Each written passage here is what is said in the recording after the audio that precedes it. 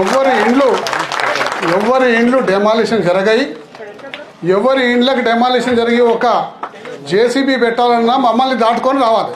అది గుర్తుపెట్టుకోండి. మమ్మల్ని దాటుకొని రావాలి. సరే, ఇన్ని మనసులోకి వెళ్ళి ఆ భయభ్రాంతులు, ఆ భయాందాలను తీసేయండి.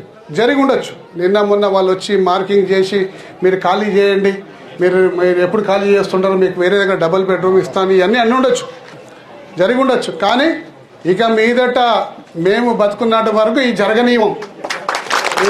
దాని గురించి బాగా మర్చిపోండి. ప్రజల నుంచి తీవ్రమైన నిరసన వ్యక్తం చేస్తారు. మేము మీకు అండగా ఉంటాం. ఎక్కడికంటే కూడా అక్కడ పోరాటం చేస్తాం. మీకు ఇబ్బంది కాకుండా చూస్తామని చెప్పేసి కూడా ఈ సందర్భంగా మీ అందరికి కూడా మనవి చేసుకుంటాం. నేను ఈరోజు కూడా ఒకటే చెప్తున్నా, ఏది జరిగినా నన్ను దాటుకొని రావాలి. నన్ను దాటుకొని వచ్చినాకనే జరగాలి. నేను ఉన్నాను. నాతో పాటు నేనే కాదు, మా ఎంపీ గారు కూడా ఉన్నారు, ఈటెల రాజేందర్ గారు కూడా ఉన్నారు. ఆయన కూడా నిన్ను వచ్చిపోయిండు, చాలా సంతోషం.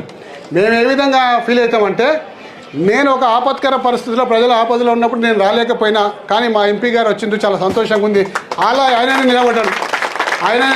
నేను ఒక 2-3 రోజులు నేను రాగలుగుతానని చెప్పి సాటిస్ఫాక్షన్, నాకు సాటిస్ఫాక్షన్, నాకు ఒక సంతోషం అనిపించింది. కానీ నా ఎంపీ గారు ఎందుకు వచ్చిందో నేను రాకముందుకు అని చెప్పి ఈర్ష్యపడా. కానీ ఇప్పుడున్న పరిస్థితిలో, ఇక్కడున్న పరిస్థితిలో ఏముందంటే నాకు చాలా విచారాన్ని వ్యక్తం చేస్తున్నా. కొంతమంది సోదరులు ఇంకా మీటింగ్కి రమ్మన్నాం.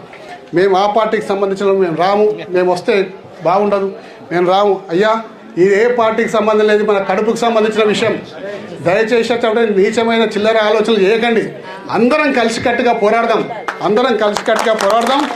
ఇందులో నేను పెద్ద కాదు, వేరే వాళ్ళు పెద్ద కాదు. ఇది మన అందరి పోరాటం. దయచేసి అటువంటి ఆలోచనలు ఎవరికైనా ఉంటే పక్కకి పెట్టండి. అందరూ కలిసికట్టుగా రండి. నేను పై చేయి తీసుకుంటా, లేకపోతే మీరు పై చేయి తీసుకుంటా కాదు, మనం ఇద్దరం కలిసి ఈ ప్రజల్ని పై చేయి తీసుకుంటట్టు చేద్దాం.